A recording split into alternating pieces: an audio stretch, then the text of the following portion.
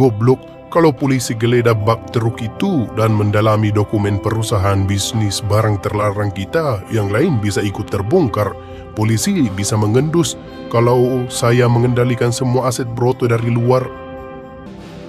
Iya Pak, makanya saya langsung hadap Bapak, kita harus cari jalan keluar dan alasan yang logis sebelum polisi datang menggeledah truk itu, menginterogasi pihak perusahaan Pak Broto. Kita tidak boleh panik. Kita harus potong rantai hubungannya sebelum mengarah ke saya. Gimana rencananya Pak? Siapkan surat perjanjian sewa menyewa palsu hari ini juga. Buat seolah-olah truk itu sudah dipindah tangankan atau disewakan ke pihak ketiga secara pribadi oleh oknum mantan karyawan Broto sebelum Broto ditangkap. Jadi, kalau polisi bertanya kenapa truknya masih jalan, alasannya jelas. Truk itu sedang disewa pihak lain dan perusahaan Broto sudah tidak bertanggung jawab atas operasionalnya.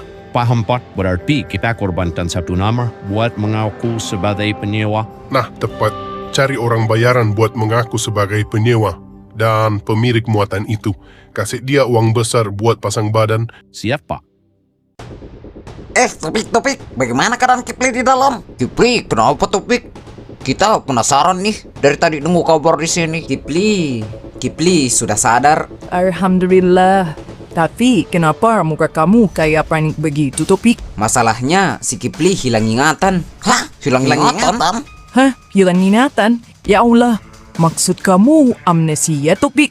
Iya, pas mata dia terbuka, dia kagak kenal sama siapa-siapa.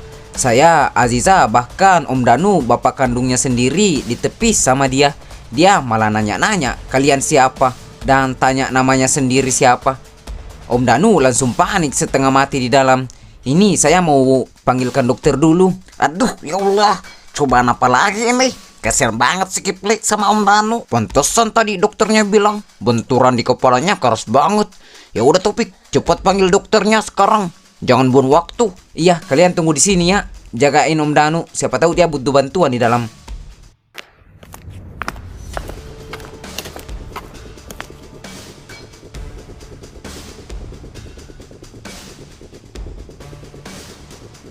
Halo Mas Kipli, tenang dulu ya. Jangan dipaksakan kalau kepalanya terasa sakit. Mas Kipli bisa dengar suara saya. Coba tatap saya pelan-pelan. Yah, dengar dok. Tapi kepala saya rasanya mau pecah, sakit banget. Mereka semua siapa sebenarnya dok? Kenapa mereka panggil saya Kipli? Mas, tidak ingat siapa nama Mas sendiri? Nggak tahu dok, saya nggak tahu saya siapa. Saya ada di mana dan kenapa saya bisa ada di ruangan ini? Coba perhatikan Bapak di sebelah Mas ini. Apa Mas ingat pernah ketemu atau punya ingatan tentang beliau? Nggak dok, saya nggak kenal. Muka beliau kelihatan asing banget buat saya.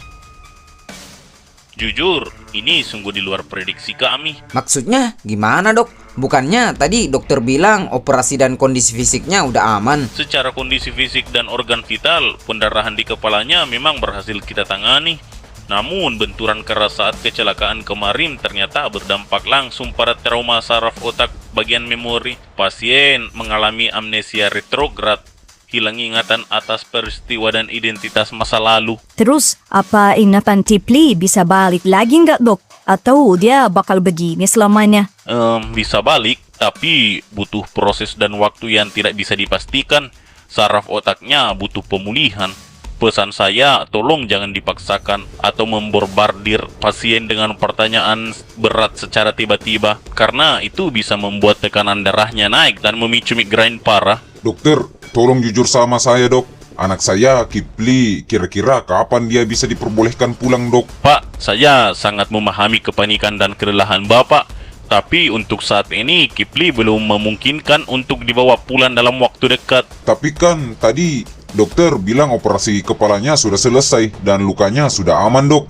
Kenapa belum bisa pulang dok? Secara pembedahan memang pendarahannya sudah ditangani Pak. Tapi karena trauma benturan keras yang menyebabkan amnesia ini, kondisi kejiwaan dan respons saraf otaknya masih sangat labil. Kita perlu melakukan observasi ketat selama beberapa hari ke depan di ruangan perawatan. Paling cepat kira-kira berapa hari dok? Idealnya minimal 3 hari sampai 5 hari ke depan, tergantung perkembangan respons otaknya. Ya Allah, ya sudah kalau memang begitu yang terbaik buat Kipli dok.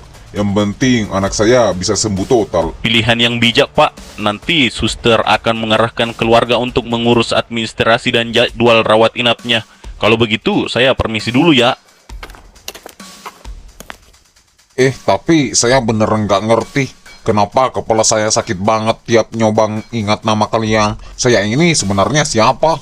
Kenapa saya bisa ada di tempat kayak gini? Kipli, dengerin saya. Stop, nggak usah dipaksa mikir dulu sekarang. Tapi saya... Udah, nggak usah pusing. Kamu nggak usah mikirin apa-apa dulu. Kata dokter tadi, makin kamu paksain mikir, kepala kamu makin sakit. Yang penting sekarang kamu tenang, fokus istirahat biar badan kamu cepat pulih. Iya Kipli, soal ingatan kamu, nanti kita bantu pelan-pelan kalau kondisi kamu udah mendingan. Sekarang kamu istirahat agak dulu. Iya nak, Bapak ada di sini. Teman-teman kamu juga ada di luar jagain kamu. Kamu istirahat ya nak. Om, Zah, yuk kita keluar dulu biar Kipli sendirian istirahat di dalam.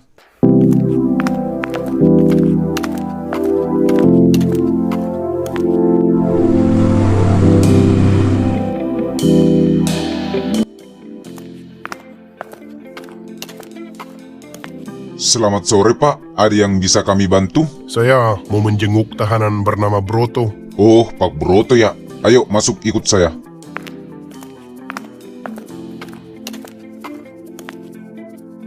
Gimana Topik?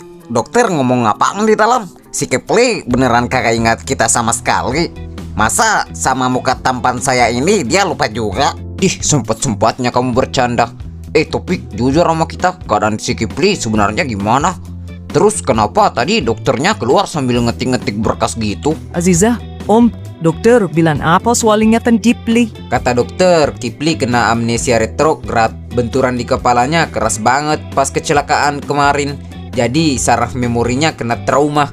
Dia bener-bener kagak ingat siapa dirinya, kagak kenal siapa bapaknya. Ya Allah, berarti dia lupa total. Terus dia kagak nanya-nanya gitu pas lihat kalian. Dia sempat banyak-banyak dan pusing banget pas berusaha mikir. Tapi tadi langsung ditahan sama Topik. Katanya Pak boleh dipaksa mikir dulu biar tekanan darahnya ndak naik. Terus sekarang si Kipli gimana di dalam Om Danu? Ya, Kipli udah mau tidur lagi. Tadi dipaksa istirahat sama Topik. Kata dokter, Kipli juga belum boleh pulang minimal 3 hari sampai 5 hari ke depan. Harus dirawat insentif di sini sampai kondisinya benar-benar stabil. Sabar ya Om, yang penting Kipli sudah melewati masa kritisnya dan nyawanya selamat. Soal inapan, pulang-pulang nanti kita bantu inapin lagi kalau dia sudah pulih. Bener kata Citra, yang penting tuh anak masih bernafas. Ya udah, sekarang rencana kita gimana ini? Masa kita semua numpuk begadang di lorong rumah sakit begini? Itu saya udah pikirin, kita nggak bisa semuanya nginap di sini.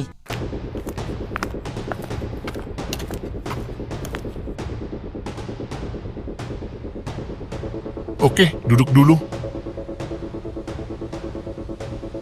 Tumben kamu datang menjenguk Alex.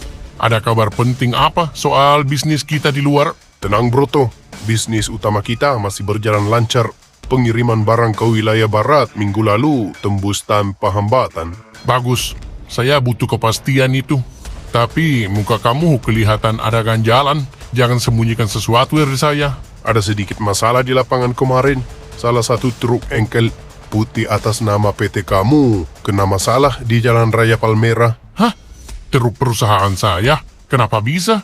Kan saya sudah bilang, setelah saya masuk ke sini, simpan dulu semua aset atas nama saya. Renault terdesak butuh armada tambahan buat angkut muatan kemarin. Tapi masalah utamanya bukan muatannya. Truk itu mogok di pinggir jalan dan ditabrak anak motor.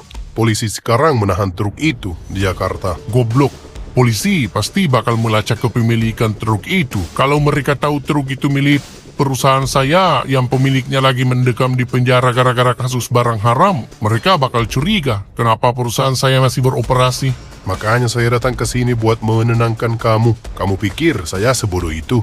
Semua jalur sudah saya amankan sebelum polisi mulai mengendus. Apa yang kamu sudah lakukan? Hari ini juga orang-orang saya sudah menyiapkan surat perjanjian sewa menyewa palsu bertanggal mundur. Kita buat skenario seolah-olah truk itu sudah kamu sewakan ke pihak ketiga secara pribadi sebelum kamu ditangkap. Jadi perusahaan kamu lepas tangan. Supirnya gimana? Dia bakal bernyanyi di depan polisi kalau ditangkap? Sopir itu saya sudah suruh cabut keluar daerah. Polisi tidak bakal menemukan dia. Dan untuk penyewa palsu di dokumen itu, saya sudah siapkan orang bayaran buat pasang badan kalau polisi mulai banyak tanya. Bagus, kamu memang selalu punya cara, Alex. Pastikan polisi cuma menganggap ini kecelakaan lalu lintas biasa dan tidak mengobrak-abrik bisnis utama kita. Beres, kamu fokus saja jalani masa tahananmu di dalam. Urusan di luar biar saya yang kendalikan.